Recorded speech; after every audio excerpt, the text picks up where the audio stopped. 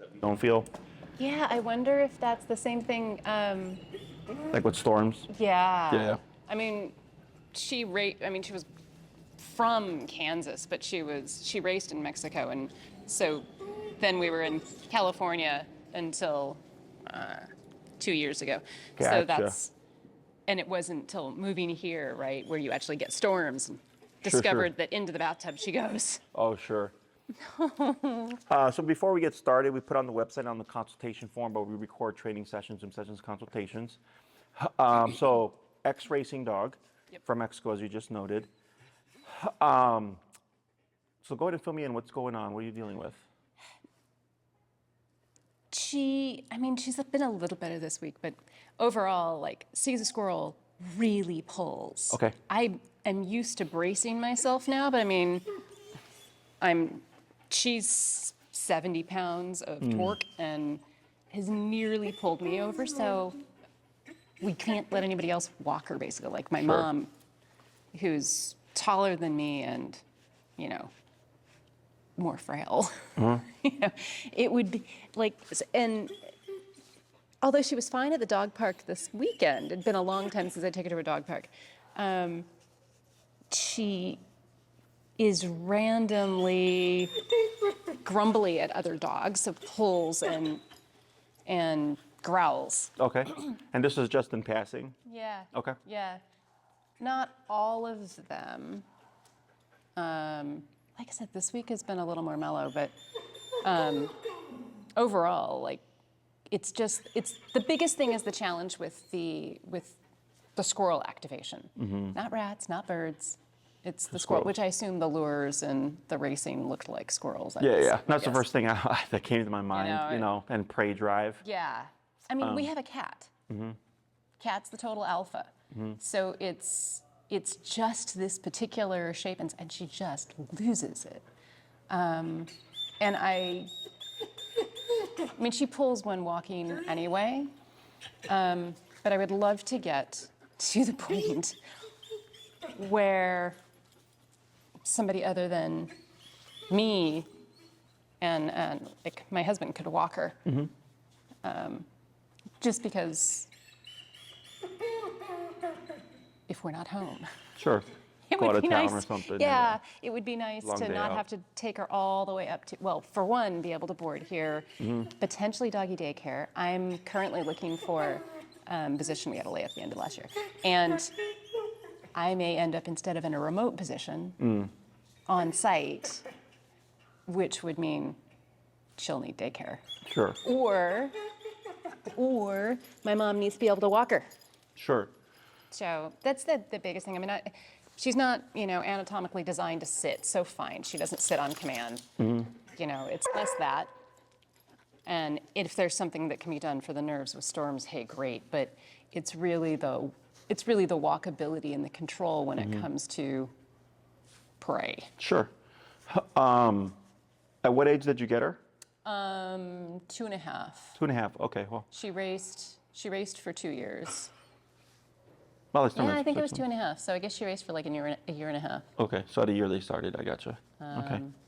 But Have you had greyhounds before? no.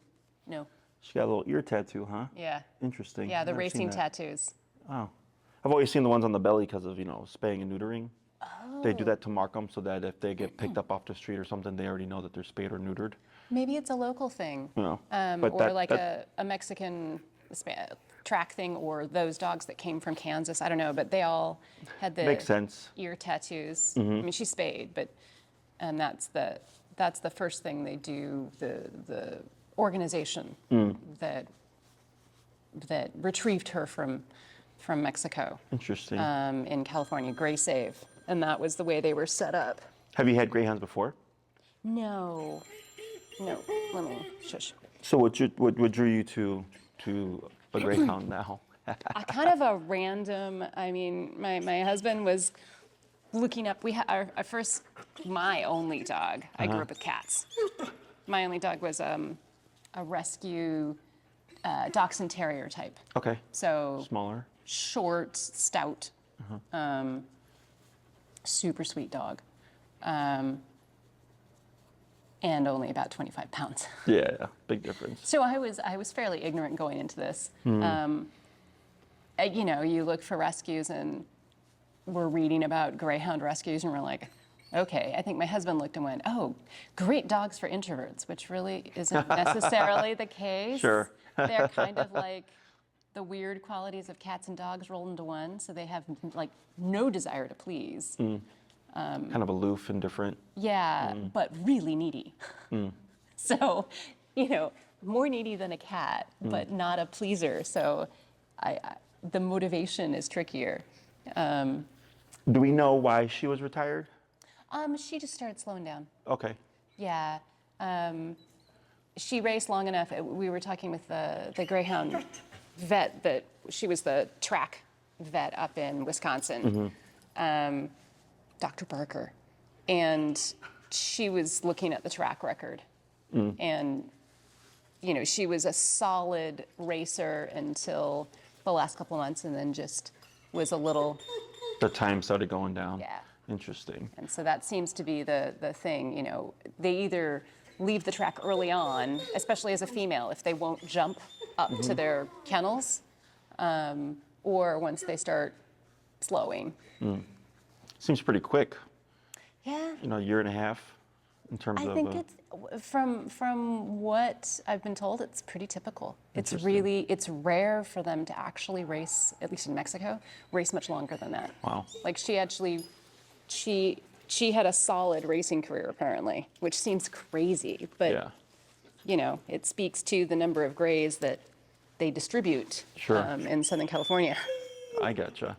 It's interesting. I mean, I've worked with working dogs in the past, but they're like, you know, herding dogs or like these guys, canine dogs, you know. So they're obviously their career is much longer. My dad used to herd sheep competitively. He had border collies for years. Now he's moved back into protection dogs. But his collies would herd sheep all the way to like 12, 14 years old, you know. And he'd stopped doing competitively. But in Wisconsin, I think the lady's name's Shannon Wolf. She owns a farm with like ring pens and like farmland.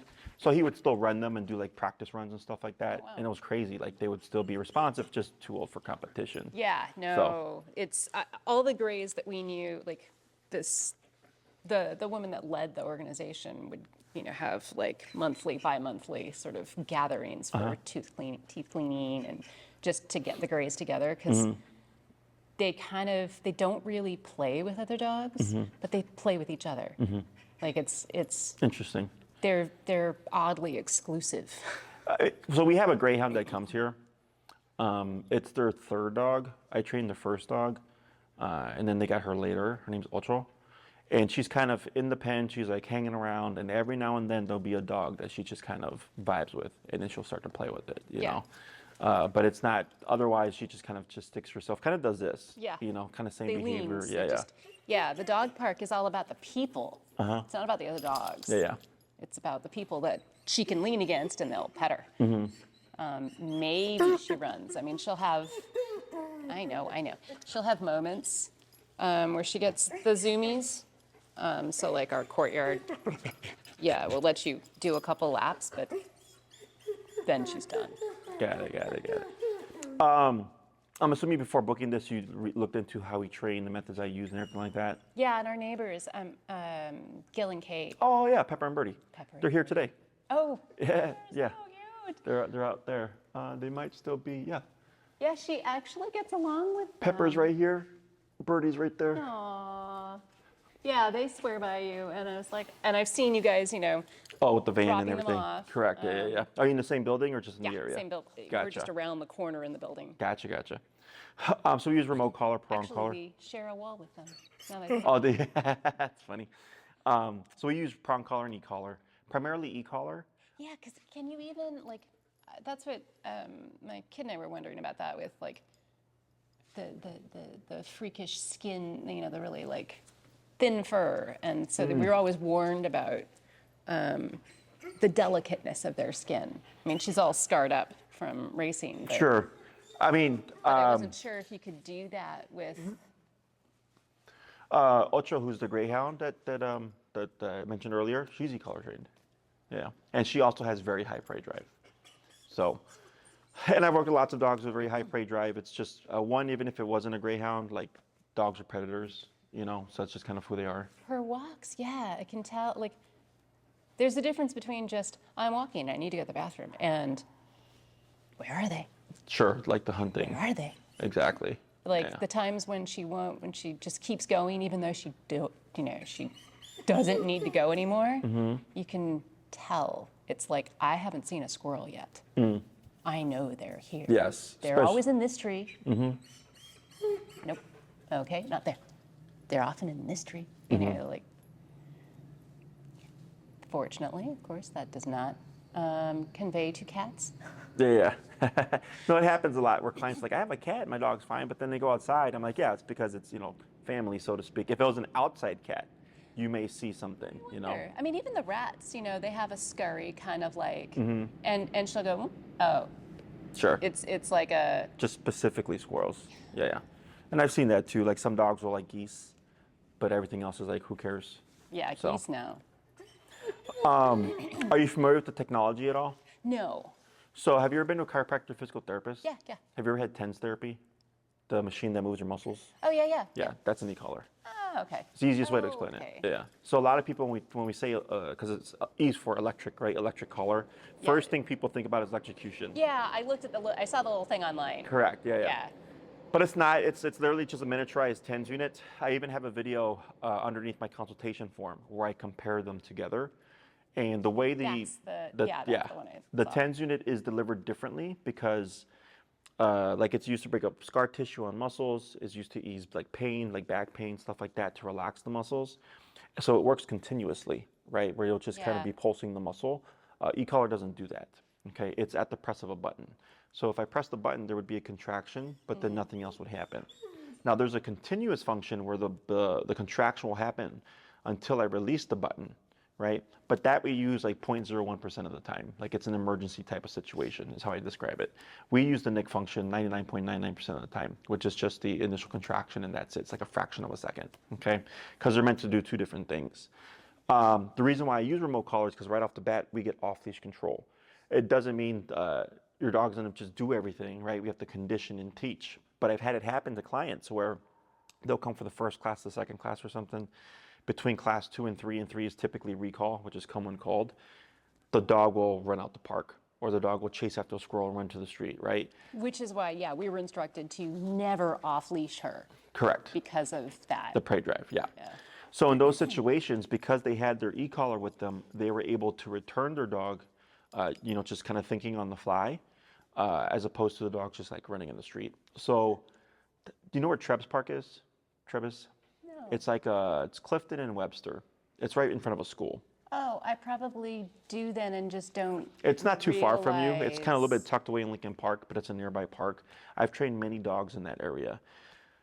One of my clients or former clients was at Trebs Park, and it has two openings that go into Clifton and Racine. And her dog, they were there early in the morning, just letting him go potty or whatever, off leash, before we did recall. And he sees his best friend in the neighborhood, outside the park, across the street, right?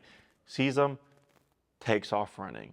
So she's like on the fly, just calling him, turns the collar max power, which is 127, and hits continuous, right? Which is the harsh, exactly, right? He screams because it's a lot of pressure, and then hit the ground and 180 straight back to her. So when I saw her for class 3, she's like, Jesse, I hope I didn't screw up the training because let me tell you what happened, right? So she tells me all that. I'm like, well, good on you for thinking on the fly. You didn't screw up the training. It was an emergency situation, but that's why my preference is this tool. Because even, I've had dogs run away from fireworks, you're out the park, it's October, kid finds a bottle rocket, they set it off, dog takes off, right? Oh yeah, that's another bathtub moment. Sure. So in those moments, I'm sure, obviously there's no 100% guarantee, but so far all my clients in 15 years have been able to return their dog, okay? But again, max power, continuous. So even in these emergency situations where it's like fight or flight, we're able to override. Yeah, okay? Now, there's a lot of conditioning that comes before that, and obviously, we have training and proofing. Training is teaching the behaviors, sit, stay, down, come, place, heel. Proofing is if something happens, I'm going to have the highest chance of reliability because I've done my work in proofing, right? So now what I've done, because early on, I think it was like year 3 or 4 in my career when a client was like, my dog took off on me because of a firework, and this is what I did to make him return. I was like, I should make this a part of training now, because that's actually when your training is really valuable, right? So now as a part of proofing, exactly, I'll tell my clients, set up the situation, you know, you're going to do X, Y, Z, max out the collar, this and that. It's going to suck, but you're doing it in a controlled context, because what people don't factor in is when your dog is running away from a firework or something, you're panicking, the dog's panicking. We've never done this before, right? There's all these things going on. So when we do it in a controlled context, should that situation ever happen, it's all going to kick in. The reflex is on both sides. Exactly. It's going to kick in. We're going to be that much more reliable, you know? So, but I've used the e-collar on all sorts of dogs. My Chihuahua, who's 8 pounds, is e-collar trained. He's 15 years old. If he's going to be off leash, he'll still have the collar on, just because I can't account for the environment, you know, life and all that stuff. But I've also trained a couple of Greyhounds in 15 years. They're not very common, but they do have, from my experience, plenty of prey drive. Okay. Now we can't kill the prey drive, but what we can do is harness it, right? Is it possible to have your dog be off leash? Yes. Ocho, the other Greyhound, is off leash trained. You just have to put in the time and effort, right? Now, is there a dog that can have so much prey drive that it'll override the collar? It's possible. But if I came across a dog like that, chances are, and I always talk to the owner first, is we can actually have more than one collar paired to one remote. Okay? So it's one remote to one collar. And I've seen dogs override one collar. That does happen. Okay? So then they go, second collar. we get a second collar so we get double the pressure. Exactly. Now, the only times I ever had to do a double collar was for aggression cases. I've had about 5 or 6 aggression cases in 15 years that were so aggressive we needed 2 collars. But they were like 150-pound Rottweilers, you know, like very large dogs. So the size of the dog plus the aggression amounted to, I need a lot. Yes. Yeah. Most dogs is just the one collar.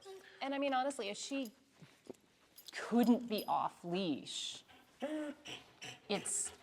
I get, the goal is just the super basic, really. Sure. You know, and I was just thinking, not necessarily, you know, it doesn't have to be off leash, but maybe actually in some ways it's safer for the walker. Yeah, because you're not being pulled down. Because it's not going to pull mom over. So, yeah, I kind of, seriously. Yeah, no, she's just stressed. So most of the people that I get when they do the consults, their ceiling is typically down here, but my ceiling is all the way up here, right? So I always ask, like, you know, if you could have the dog that you wanted, what does that look like? You know, and I get a lot, I just want to walk the dog. Like, my dog lunges at everything. I just want to walk him, right? And I'm like, I know, but if you could have what you wanted, what does that look like? Because the tool that we're using, in my opinion, is the best training tool, right? And as long as we're following the instructions and all the steps and you're doing your homework, like, we're going to get much farther than you would think. Now, do you have to have her off leash? No. But it's nice to know, like, well, this tool gives me off leash control, right? And I have the plenty of space because you're right in front of, you know, Lincoln Park, and you have all that open grass and stuff like that, right? The low squirrel area versus the area just north of Fullerton, where we never go. I will not walk around that side. Is it like infested with squirrels? Yes. There's so many more trees. There's so many more squirrels. Yeah. I was like, I did it once and turned back around and came home.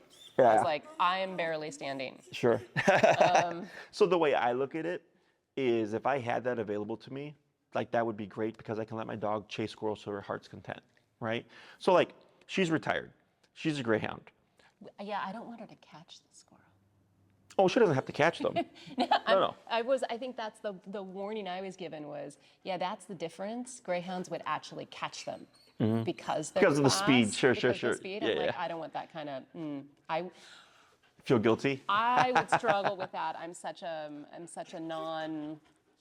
a vegetarian.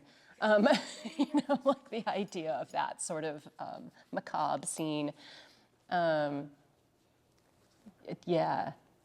I'd love to not feel like, I feel like an irresponsible owner. Like, you know, I went in legitimately, naively to a large dog. With great prey drive. Yeah. Well, and I didn't realize it was great prey drive. I'm like, oh, she's cat safe, Sure. you know, and she's cowing to my 15-pound orange cancer kitty, you know, that just looks at her and goes, and she's like, oh. So yeah, I'd love to not feel irresponsible. I feel irresponsible. Yeah, no, I mean, we can put boundaries. We'd have to, so me being a dog trainer, right? I'm like, dogs are predators. My Chihuahua caught a baby squirrel once. Now, I didn't know he caught a baby squirrel, but he did. I used to live in the South Loop on 11th and Wabash, right in front of Grant Park. And I didn't know this. I was walking my dogs to go potty. And then out of the corner of my eye, I see my Chihuahua taking something, right? And I turn, I'm like, what do you have? And then I find it's a baby squirrel. I didn't know, but I guess in that particular, and it's right along Michigan. Baby squirrels fall out the trees every, was it spring or whatever? Oh, yeah. I've wondered about that because I mean, they're up, coming from California. They're not in trees in California. They're ground squirrels. So once I registered that these things that I see in trees are actually nests that are not bird nests but squirrel nests. It's like, how did they stay in there? Yeah. You know? So I was like, that makes sense. Like, oh. So, you know, I corrected them. And now that I knew that, I was more careful around that area. I mean, I remember when I was, you know, getting them and everything like that, because my dogs were pooping, and I'm like, okay, all this stuff is going on. And someone's like, oh, your dog's a monster. And I was like, what's going on? Right? And it was my Chihuahua, my 8-pound Chihuahua, and he had got a baby squirrel. And I was like, oh, okay. But, you know. That and, yeah, if anything, she finds, I don't know why it is, along Lincoln Park West, those people dump rib bones. Like, you get a lot of, like, these little bone dumps. I guess, you know, they're eating in the cars and trying to take the bone from her. Oh, to release. Yet there's no release feature on this dog. No release feature. Yeah, that's the only time where those teeth have damaged my hand a little bit. Because you're trying to. Yeah. Now, was it just trying to pry her mouth, or did she nip or anything? Oh, she viciously growls. She's terrifying. Okay. That's I mean. Resource guarding. It's. Yeah. I mean, it's not illogical, right? But I'm like, yes, we don't have a very respectful relationship, do we? No. So we can actually address that too, where we can teach release. Okay. So again, with remote collar, our ceiling is very, very high. If I have a dog that's a genetic screw up, like, can I make them a normal dog? No, like, you're gonna tell. There's gonna be some off things, you know, but they'll be much better than what they were, you know, previously. Resource guarding is actually, in my opinion, easier to address because we can set up controlled context many of the times. That's what makes our job easier, is when if we can recreate it, right? If a dog does something in a very particular environment, I'll tell the client, like, we can try to facilitate it, but if we can't recreate it, the best I can do is either walk you through it, and then when you come across that situation, hopefully you remember everything correctly and you apply it correctly. But resource guarding, for the most part, is easier, because the other thing is, let's say you're on a walk. I could bring a bone with me. I could throw it on the ground just outside of the leash length, and use the collar to start teaching her that's not for you. That's off limits. Yeah, we can also teach dogs not to pick up random things off the ground. Okay, which helps then prevent even the resource guarding in the first place. Yeah. No, there's that, and now that we're talking, I remember the other thing, which I've just avoided recently. I used to get up, walk her, then I'd work out, then I'd do whatever. I've had a really flexible schedule, obviously, in the last several months. And I just gave up on that morning frustration because she shifted. Last summer, she was boarded up in Wisconsin. And since then, the whole, oh, you're up? Okay, it's time for our walk, has vanished. And so trying to get her off the couch or out of her bed elicits that same guarding snarl. Oh, sure. Like, she's nipped at me before when I've been like, okay, it's time for a walk, you know, and I dared to pull her off. Yeah, no, you don't like that. We know that. So that is, it's the things that just, where I'm completely not in control. And in those she's moments, big enough, I hate to not to feel that sort of not in control. I mean, yes, I can avoid it now. I just walk her later. But again, if I have a non-remote job, it's going to be, get up, I need you to walk. Sure. Right? And I can't control that with her. Sure. Because if it's dark outside and she's like, nah, I'm sleeping until it's light so the squirrels are up. Because I kind of feel like there's a factor there. When you try to remove her from the bed, are you leashing her and then walking, or are you pulling her on the collar? I've tried both. Okay. What happened when you leashed her up? It had made no difference.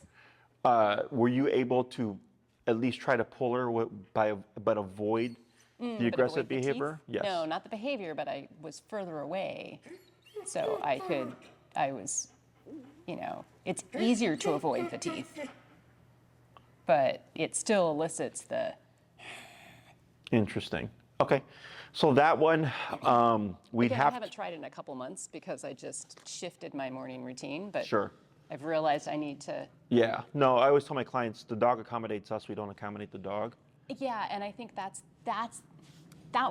been the tipping point for me. My husband's fine with it. He's like, it's her walk, not my walk. I'm like, no, it's my walk for her purposes. Sure. But it's my walk. No, you're correct. And Yeah. I'm adapting to her now, Correct. and that's not a space I want to be in. Correct. Not that I want to be mean to her, but it's making me not like her very much. No, it happens because sooner or later, I guarantee you, life's going to happen and you're going to need to do something with her. And she's going, not now. And you're like, we don't have that option. But then you also can't do anything. Yeah. So now you're stuck, you know? We don't do these things out of meanness. We do it because it's necessary, right? Like I have 50 dogs here today. There's been the occasional bark, but it's not like constant, like a cry. Like you should hear this in the morning. Like it is, you can hear it from blocks away, just a constant chaos, right?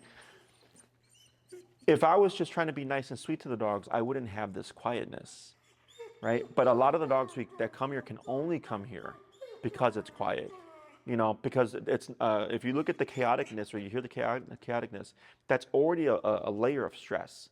So if you bring a dog into that stress and they already have struggle with life as it is, they're already going to not do well. Does that make sense? Yeah. Oh, yeah. So everything that I do, you know, and I've had to do some harsh things to correct the dog, but it was necessary, right? If a dog's attacking a person while the owner's trying to walk them on the leash to go potty, we can't have that problem, you know? And I think that's so cool.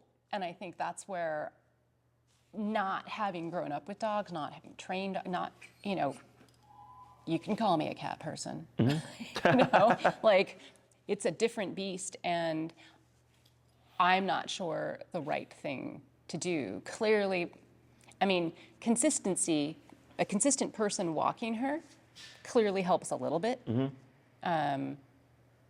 Because I've been the only one walking her now for the last couple of weeks, but not enough. You know, it's not just, no, we're walking now versus do whatever you want.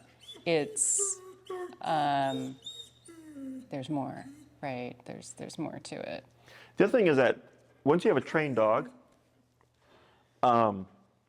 you find yourself doing more. Yeah, you know, makes sense. A lot of my clients, I'm in avoidance mode on a lot of things. Yeah, withdrawal, especially if you have a leash reactive dog who like lunges at dogs or people. I have had clients go at odd times, you know, they'll go at 1 o'clock in the morning, you know, 5 o'clock in the morning just to avoid people. I had a client that she was like on the 27th floor. She used to have to take the stairs because she couldn't take the elevator because her dog was dog reactive, right? And she lived in Lincoln Park over by the Lincoln, I think is what the place is called. She lived like a couple of blocks. Oh, yeah. So she lived right across Lincoln Park. She's like, Jesse, she's like, I would love to let my dog go out there, but I can't take him anywhere, you know? Yeah. And then we start the training and it's like, I can take my dog in the elevator now. You know, I was like, con is no more daily exercise, right? But I get to take my dog out more, you know? 27 floors a lot, yeah. Exactly. That's a lot of stairs. Yes. You know, now it's 3 times a day. So, and I've had clients who, you know, they walk their dogs 4 to 5 times a day because they think it's going to help the behavior and it doesn't. I was like, if you want to walk dog 4 to 5 times a day because you like to walk that much, go for it. Yeah, right. But if you're doing it because you think it's going to help the dog, then you're really just working against yourself. Yeah, funnily enough, she's been down to twice a day. She won't go out just before bed. She goes out in the afternoon 4:35, and then in the morning at 6. Oh, wow. She has a strong bladder. And that was another thing after being boarded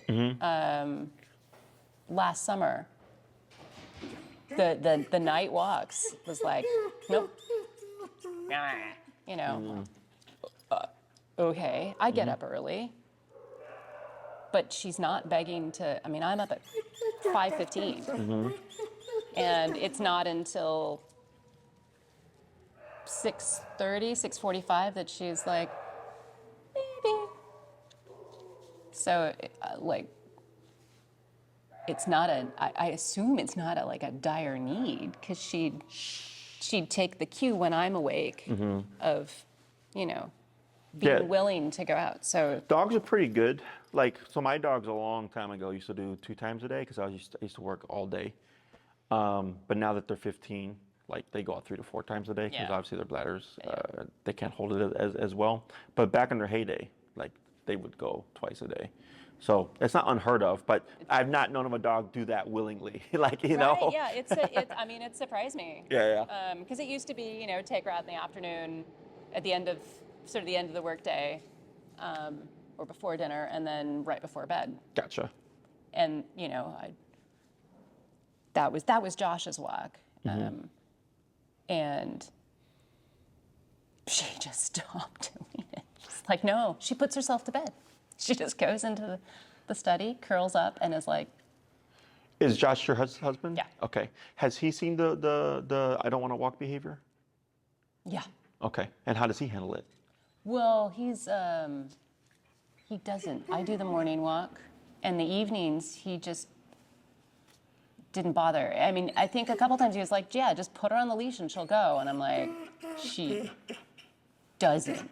And then he started experiencing the doesn't. I was like, I mean, he's stronger than me, so he can pull her from a distance if he really wanted to, but he doesn't, but he has witnessed it. Okay. Yeah, so it's not just me. It's not just. So that's the one thing we'd have to figure out a solution for, because I have to help you push past that safely. You know, and there's ways to do it. I just have to see the setup, and then I go, okay, this is what we're gonna do. And I could try. I mean, that was one of the things. To just gear myself up for it, because I'm a very routinized person, and so it was really pissing me off to have the I've got my socks on, I'm ready to go out. We're going out before I work out, disrupting and she's not, and so I adapted, because every morning was like this 15-minute battle, and I'd finally give up and then take my socks off, go work out, and then take her out. So it was more time efficient. But that was one of the things where, it wasn't last week, it was last week I thought about it. I totally forgot this morning to just shift that and go back to up, let's go, and see if it works again. Especially because, When you wake up in the morning, is there any like interaction, and then she goes and lays down, and then you come back, or is it? No, I've seized on that when there has been. Okay. It's different. Again, it's different right now, because my husband Josh is up in Minnesota. Like, we've had job fiascos this year, and so he's had to temporarily move up there. So he's not still sleeping, because he, she'd wake up with him or shortly before he woke up, because I'm up at 5:15, and he was more like 7. So without that, that's where I was like, wait, and this was just started last week that he's been in Minnesota. So that's where you're seeing the. That's where I'm going. Maybe now that there isn't another human who she totally gravitates to sleeping. Maybe with just, okay, my only human is up and moving. So maybe I can capitalize on that. I see. I figured I'd try tomorrow morning. Sure. Completely forgot about this morning, but No, I gotcha. so maybe that. Yeah. If not, it's not. I'm not too worried about it. We can figure out a solution. I just have to see what's going on, because obviously, if she's becoming defensive, sometimes it can be just purely bluff. where it looks really bad, and then you push past it, and the dog's like, okay, that didn't work. And you do it so many times, the dog's like, all right, it's not going to work, and they just stop it. That was my initial approach. You know, same as raising a kid, right? It's like, if you give in, it's all over. But, you know, 2 tooth grazings, and I was like, Yeah. okay, now I'm scared. Now I'm exuding fear. Okay, this is a negative feedback loop. We're just... Yeah, and then you don't like your dog even more, and you have to live with them, you know? So yeah, I completely get it. She's only 6.5. Like, I know, you've got a bunch more years. I completely get it, you know? So what we do a lot of times is we work outside of the problem. We get some stuff done, and then sometimes it works its way backwards, where one day you wake up and you're like, hey, get over here, and she just gets up, and you're like, well, you never did that before, but it's because of other stuff that we did. Totally makes you sense. know, and in other cases, everything stays the same, and now we have to circle back to address the behavior. But now that we have a foundation, we can actually move past the problem, and then over the course of time, the dog's like, all right, I'm not going to get in my way, like it's done, you know. But obviously, we always want to do everything safely, because I mean, I've been bit several times. I don't want to get bit again, you know. So my job is to help the client, but then also make sure that they don't get bit. So yeah, we appreciate that. So the other thing about this behavior is, and it's not to say that it will happen. Every case is different. There's no way to foresee this. Is sometimes what happens is, like, I would refer to that as a bully type behavior, okay? Because you're going, hey, well, let's go for a walk. You got to go potty. She's like, I don't want to do that, right? And then she's establishing that. Is that it can then start to seep into other areas. Does that make sense? Just like a kid. Yeah, they go, oh, this worked. Yeah. And then like they see something else, like, well, I don't want to do this either. They do it again. Yeah. Something else, I don't want to do that either. They do it again. And next thing you know, you have a dog that's just bullying you all over the place, right? Yeah. So when we see these things, I always tell clients, you want to nip it right away, because once it starts to become progressive, like, it's really hard, because now the dog's too... They own you now. They got ego, exactly, you know. And it's always easier to prevent things, or to discourage things from the get-go. So like for me, when I bring a dog here to my daycare for the first day, it's very easy, because it's our first time, it's first impressions. So right away, boom, we're getting this structure in, so they just kind of fit right in. But if I were to go a place that was already unstructured with 50 dogs, and established structure with 50 dogs, it'd be much harder. Yeah. You see that? So, but nothing I haven't seen before. So we obviously have walking on the leash, we have the prey drive, we have resource guarding, we have the bully behavior over going out of the bed or on a walk, or have you. I would suggest recall. Recalls come when called. Even if it's like, I don't plan on having this dog off leash, every dog should have a recall, because you'd be surprised when things happen. Yeah, you know? yeah. I mean, she gets her name. Certainly that would work in the house generally, right? Maybe not when she just doesn't want to go out in the morning, but any other time, morning and night, when it's dark. When it's dark. But any other time, if, you know, you call her, unless it's raining. Should not like the rain. Yeah, that's not too dogs are clean creatures. They don't like to get wet. Just hearing it outside and into the tub. Oh, the anxiety stuff. The anxiety of the rain. There's a real rain anxiety that seems to have developed. Does she have a kennel at all? No. No. Did she ever have one? No. So one solution that I had for the defensiveness to not wanting them to come out of bed or whatever was a kennel. The other thing about the kennel is that it provides a safe place, like in instances of rain. So like my pit Lexi, she's from Texas, because I was in Texas for a time and I brought her up with me. Storms in Texas, completely fine. And as you noted earlier, like moving to Chicago, the storms atmospherically different probably. Totally different than California. Storm anxiety, exactly. So her safe place is her kennel. Or if there's fireworks, her safe place is also her kennel, right? So if I know there's a storm, like I can always tell when there's a storm coming, like before the storm, because of the dog. Yeah. So now go to your kennel. And then she goes, I cover it. And then when it's over, I'll let her out and she comes out and she relaxes, you know? So it also just gives them a safe space, because that's what she's looking for with the bathtub. Yeah. You know? Yeah, the bathtub, or there's beside the bed, between the bed and the wall, which is... Have you ever tried to remove her in that state? Yeah, no. Was it the defensiveness? Same defensiveness. Yeah, yeah. Like I can't get her out of the bath if she's in the bath. Funnily enough, now though, she knows. I mean, she's highly trainable. Like, she's not allowed to eat cookies in the house, the like dental treats and stuff, sure. because it slobbers everywhere. So on the landing, coming back from a walk, she gets a cookie, and she eats it there, and she knows when she's done, she can come in the house. I've also, to get her to take baths or to reward getting into the tub voluntarily to take a bath, I've given her a cookie. So now that's where if she actually goes in and will, it used to be freaked out and wouldn't accept a cookie in there. But now she actually will. Like, I bring the cookie out. If she's not coming in from a walk, then she goes and stands in the bathtub waiting for the her cookie. Sure. I mean, and that was really quickly learned. Yeah, it was like 3 baths. So, I mean, it gives me hope for trainability. Because I think there was initially thought of like, she's 6, she's not trainable. No, every dog's trainable. That whole like can't teach an old dog new tricks is just a myth. Like, it's a saying from way back, even when I was a kid. I mean, I've trained dogs as old as 10 to 12 years old.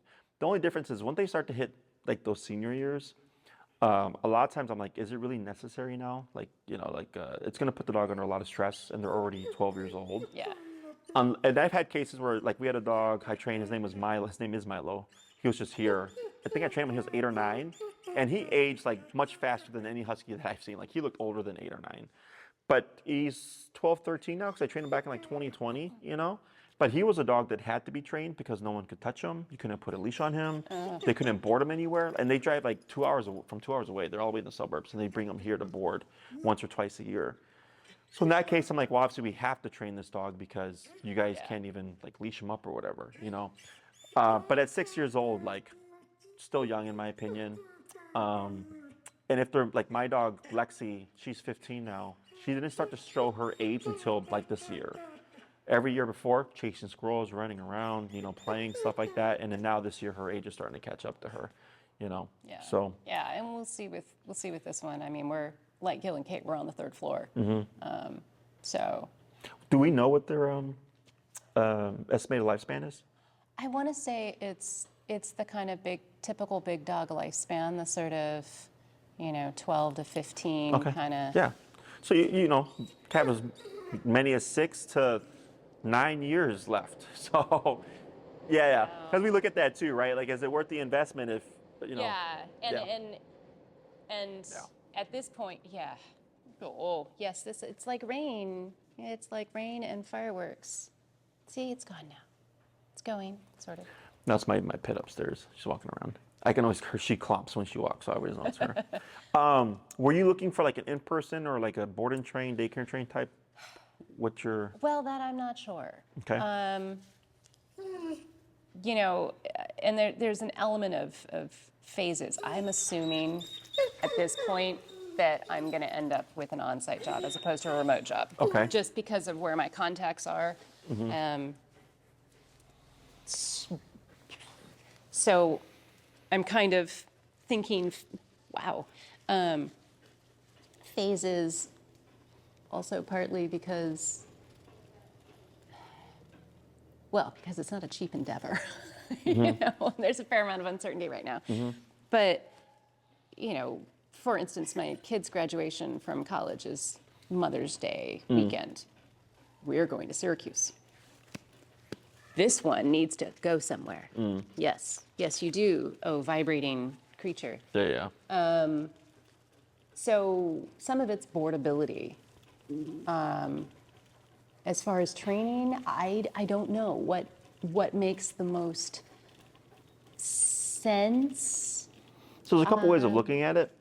In person, you do all the work, right? I train you to train your dog. And we can just tailor it to whatever is going on. You learn a lot more. Con is it takes much longer because I'm training you to train your dog, right?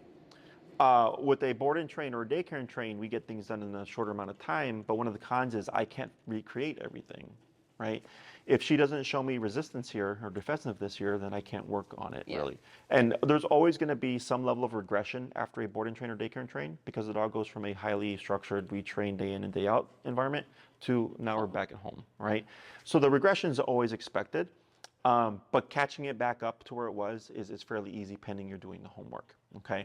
Now the board and trains and daycare and trains do come with follow-up lessons, right? So the difference is in person, you show up ideally once a week.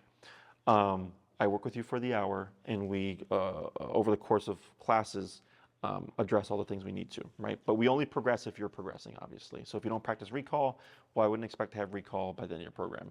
Recall does take a while anyways, but... I mean, right now, I have flexibility. Sure. The moment I'm on site somewhere, that flexibility goes away significantly. So, I mean,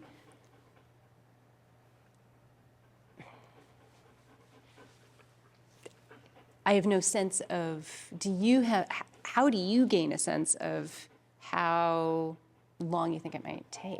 Well, I already have an idea. I would say probably at least if we're doing in-person one-on-one, nine classes, which is roughly 9 weeks, okay? I don't do double up classes in a week because clients have had past time to do 2 or 3 in a week. I go, trust me, you don't want to. It's going to be a waste of your time and money because you need at least a week to go from class 1 to class 2 to see progress. To Yeah. homework and Every now and then I can double up on something if it's easy enough, and I don't think it's gonna I don't think it's gonna put too much homework on the client because this homework does stack over the course of time. Now the good thing is, most training is like you set up time to train. The way I approach it is you train as you live with your dog, right? So if you're gonna go she for a has walk, to go out. you're training now, exactly. She's on 2 walks currently. Ideally, we'd want 3 walks, right? But now that allows us to then push that problem that we have, right? Of like the defensiveness. And that's easy enough. It's easy enough to do if it's like, if I just take her on another walk right after dinner. Mm-hmm. It's the, okay, we've watched a show, we're just about to go to bed. Wait, she's put herself to bed already. Sure, sure. And if that, So, I mean, it's easy enough to put in, to do 3 walks, again, assuming I'm not getting home at 7. Which, I mean, I'll know more this week. Because, I mean, I guess we could go in, I guess there's also a cost effectiveness factor. So there's that question too, which I can't picture. I know I've looked, but I don't remember how they sort of stack up. the programs? The programs. I think a 9-week off the top of my head, and the price from my website, I think it's around $2,200. Versus the equivalent of a board and train. So board and train, think of 1 week of your time as I'm sorry, 1 week of our time is 3 weeks of your time. Okay. Okay, so the equivalent would be like a 3-week board and 3-week train. board and train. Correct. A 3-week board and train is $3,750 off the top of my head. So it's a little more, which logical, but it's like a third the time. Correct. And she's going to learn way more. So, because remember, I'm training you to train her. Yeah, yeah. So what we would cover if I worked with you one-on-one, that I can say with confidence, I'm pretty sure we can get this done. Walking on a leash, prey drive, recall, resource guarding, and the defensiveness, right? I would also want to tie in duration work. So like when I pointed to Pepper and Birdie earlier, they're doing duration work where they hang out while dogs are playing, dogs are on treadmill, dogs are being trained, they're just chilling. Okay, that is to also help us indirectly with the defensiveness, because I tell her to go to her bed, and then I tell her when to get off of her bed. Does that make sense? Yeah, yeah. So they're 2 different things, but the place can tie into the defensiveness when we want to walk her. Okay, so that's why I'm like, I think I need to cover that too. So I'm going within 9 classes. I'm pretty sure I can cover those things. With a board and train, I'm going to get sit, stay, down, come, place, heel. By the 3rd week, we're already progressing towards off-leash training. Okay, the con is if I can't recreate resource guarding, I can't work on resource guarding. Yeah. If I don't see defensiveness, I can't work on defensiveness, right? But you do get follow-ups. So with the board and trains, I film for the first week, the first lesson of everything I teach. It's roughly a 2 to 3 hour video, okay? You get a video for each week that I have the dog. So then in this case, you would get 3 videos, okay? First is always the longest because that's where all the teaching is. The second is about 45 minutes to an hour. We're already progressing towards off-leash. The third is, especially if she's dog social, I start working the dog on the long leash in a group of dogs. Yeah, she's hit and miss. I mean, never had an issue at a dog park. Yeah. Unless, some male dog is too up in her business. Oh, sure, and that makes sense. Right. But as long as she can coexist with dogs, I can Yeah. work her with distractions now. We've only had, I've really only run into it with the walking. Like I've changed my pathway because she'd always see these couple of dogs. Oh, sure. But now that she's walking later, she's also walking when everybody's walking their dogs, as opposed to 5:15 when Sure, exactly. Gil's the only person out there. With those dogs, I gotcha. Like that's when I always ran into Gil, like us two morning people. But so I don't know if it has something to do with being on a squirrel hunt or contained or something, and it hasn't always been. So. Yeah, and it can be a number of things, but as long as she can go into a group and coexist, she can. I can work her no problem, right? And then there's a video of that. That one's usually around 30 minutes because it's shorter each week because all the learning's in the beginning. Yeah. So then I send those to you, okay? So then you have you see how your dog was trained, how your dog responded, where they started, where they ended, okay? And I have behaviors to mimic, Yes, I assume. exactly. And you see me correct when she corrects or when she needs to be corrected. And then you get follow-ups, right? Those follow-ups can be used to close the gap on anything that maybe you didn't pull from the video well. Or it's like, hey, Jesse, obedience is great. I'm walking her no problem. Her recall's awesome. But we need to work on the getting her out of bed. Or we need to work on the resource guarding. I go, not a problem. I can work on that with you with the follow-ups. So it helps kind of just clear up anything that we couldn't get done here. Or if there's anything that the client didn't pick up from the video well, then I can go, oh, this is what you're doing incorrectly. Here, this is how we fix it, so on and so forth. Off the top of my head, I believe with the 3-week, you get 4 or 5 follow-ups. Again, all of that's on the website. Yeah. I think it's 5, because 1 week is 1, and then you get 2 for each week after that. So I'm pretty sure it's 5. So yeah, the difference is I get a lot more done in a shorter amount of time. But I still have to catch you up to the training, right? There's going to be some level of regression that's normal, because obviously she's back in her home space. Just like a kid. But other than that, I think the trickiest thing we're probably going to have is her prey drive. So Ocho, they've made great progress, but they have to really watch her signs. Like you said, like the looking. What ends up happening is if you miss too many, they get so far on into prey drive is that the number is now astronomically high. Yeah. So then the issue that people have is like, oh, now I have to correct my dog at 90 and my dog yips. And then the people feel bad because they get the guilt factor, you know? And I always tell people like dogs nip and bite each other. Like this here is a dog bite. This is 10 stitches from a Great Dane that didn't want to go in the kennel. Okay, he wasn't aggressive. He just freaked out. He had never been put in the kennel before, so the only way he knew to stop me was by biting me, right? So me as a dog trainer, I go, well, dogs are physical creatures. They've bitten me. They bite each other, right? So for me, I'm not fazed by it. But it's usually just the emotional factor. Yeah, no, given the information, I'm fine with it because I'm done enough with, you know, even now, like if she's going nuts and trying to pull me over, right? I know it's not particularly comfortable if I suitcase her. Oh, sure. You know? Yeah. But it's like, yeah, and you can give me a yip, but so don't do it. Yeah. But it doesn't like stick. Yes. You know, I'm like, doesn't this make you not want to? Yeah. I mean, that's where this came from. It used to just be just the collar. Just the collar. Sure. And I was like, I can't control her. I'm getting pulled over. I don't, especially when it's icy. Oh, it's like, sure. It's terrifying. I'm like, I'm. Yeah, I've had people break wrists, dislocate shoulders. I'm like, I'm too old for this. You know, my husband's shorter. He's denser. He's like, what do you mean? Nice to be a block that doesn't get moved by 70 pounds of torque. But so yeah, no, that's it's logical. It makes sense to me. I mean, I'm just trying to think of timing. Like May will need to board. So I mean, that's one thing is what can we, oh, sure, I see. like what's required so we can do that even. The 8th through the probably 13th, I think. Sure. So if there's a couple ways of going about it. Like I've had clients that go, oh, I have something in the future I got to go to, and they'll just book their board and train to overlap those dates, or they'll start their in-person training right away. so that the dog can start to use our services. Yeah. Yeah, because I mean, there isn't really like a mix of programs, is there? Well, technically, the board and train is a mix. It's because you do get the Oh, 'cause follow-ups. you have the follow-ups. The in-person, it's just me and you know. So, and there's the daycare and train, which is like a board and train, except it's done, from like we pick up or you drop the dog off, or we pick up the dog. They train while they're here, and then they get sent home, at the end of the day. Yeah, and I think That's that what Pepper and Birdie Pepper did. Birdie. Yeah, because I would, again, once, and it'll be a couple weeks before I know about the one position I'm thinking that would be driving up to Lake Forest on a daily basis. Like I would be relying on the pickup. It's a bit of a trek. Yeah. Yeah, especially when having worked remotely the whole time. Yeah.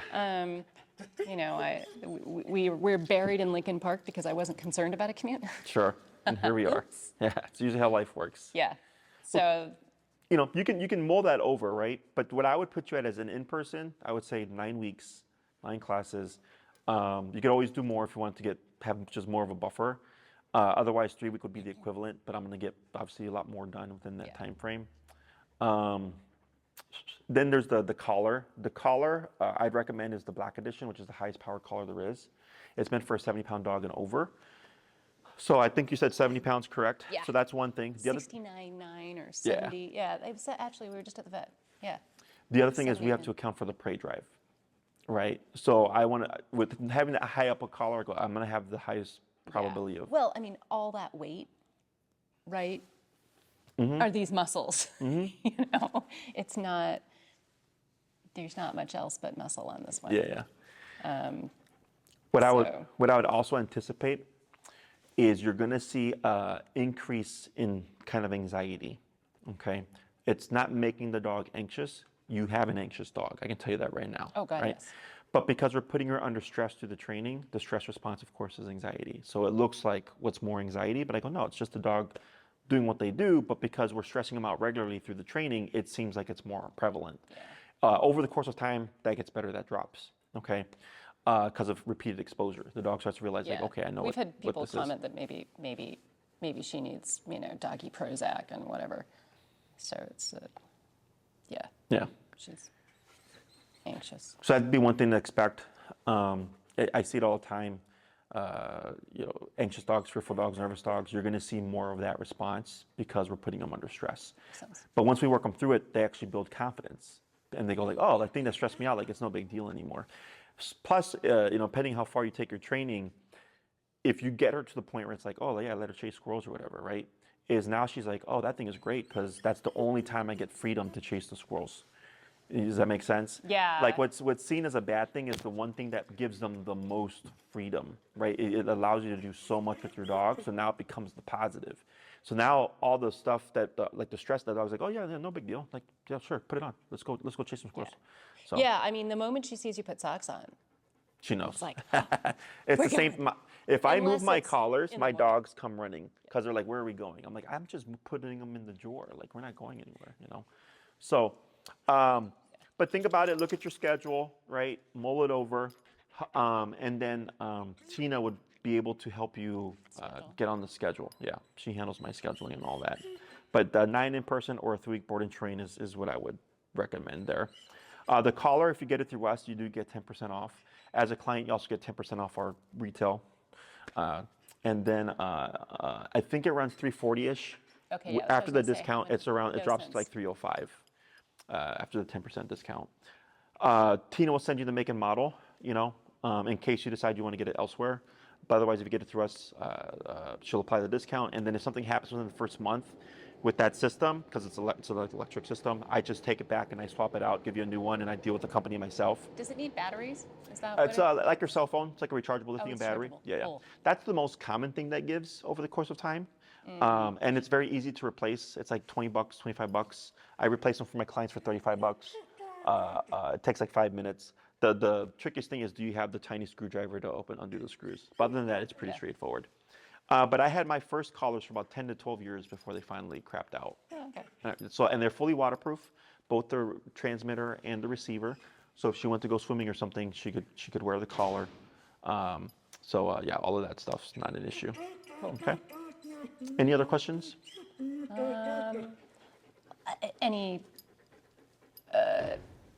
scheduling kind of thing. If I were to look, I mean, if it do the in-person, I'd want to start, right? Because I have the most flexibility now. Sure. And I'm hoping to, in 6 weeks, probably have a lot less flexibility. Sure. So do you have space for like soon time scheduling? Yes. Right now you're coming at a good time because in the wintertime, I get a lot of board and trains. And then come the spring, summertime, those go down and I get a lot of in-persons, right? So right now I'm in the middle of that lull where board and trains, I have 3 right now. I have 2 that are expected to come. And then I have a handful of in-person, so I have space to get you on. And I had a guy I saw 2 weeks ago and I saw him yesterday for his first class. He just got on right away. Actually, I saw him a week ago because I saw him last Monday and then I saw him yesterday for his first class. So it just depends on availability. And then how quick you turn around and say, hey, Tina, sign me up. I want X amount of classes, blah, blah, blah. Send me what I need. March, April. Is the board and train always, a set time? Like if, for instance, if we were to start with in-person training and then up to when she boards in May, which is probably before the 9 weeks is up, but like, could it be, or would there be any sense or economic viability to, like a 6 and 1, like.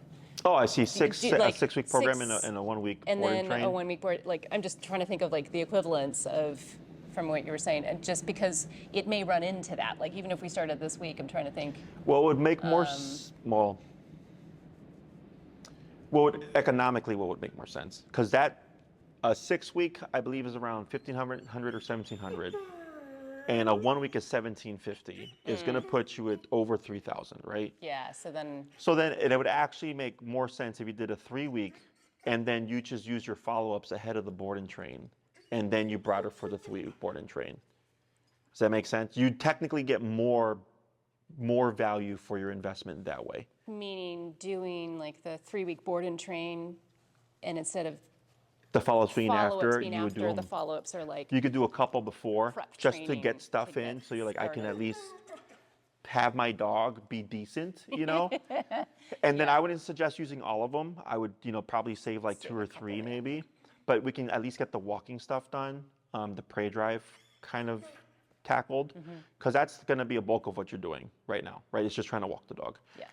And then you have the 3 week board and train, because they're going to put you at around the same amount of money.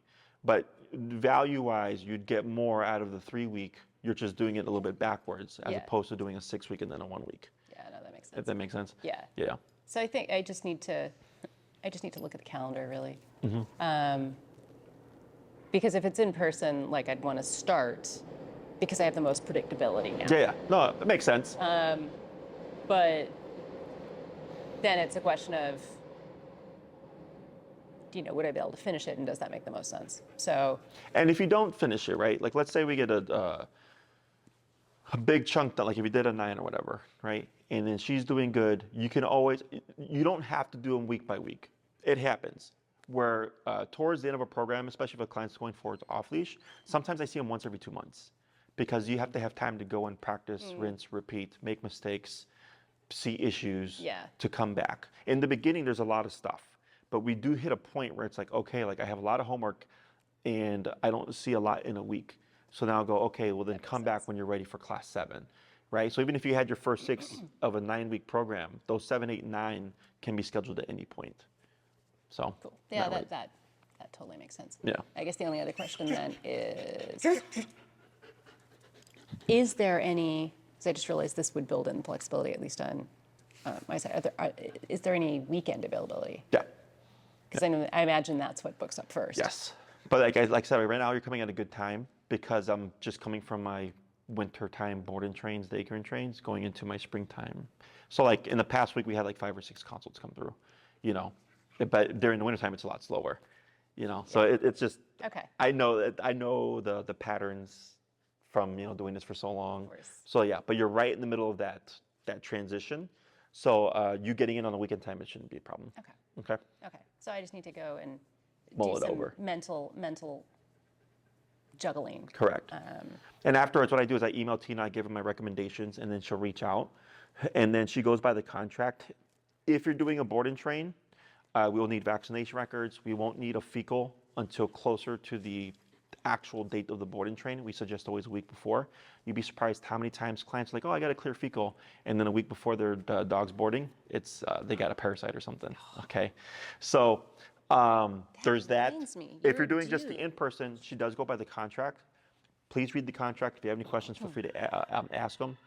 That's Sonny. He's okay. He's a Shiba. Are you familiar with Shibas? Only in that I've seen them, prancing around. I'm sorry? Only in that I've seen them. Like I know, but I've never Okay. Shibas known one. scream. And he's a puppy mill Shiba. So the first time he was here for the consult, he peed and pooped all over the place. And then here, every time we try to take him for a walk, he screams. So that's what we're trying to fix. Yeah. Oh, you hear about that? Like, which are the ones that yodel?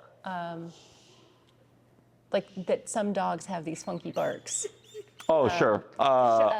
Beagles? No, the yodeling. They've got a curly cute tail. They're African dogs of some sort, short-haired. My husband had one, and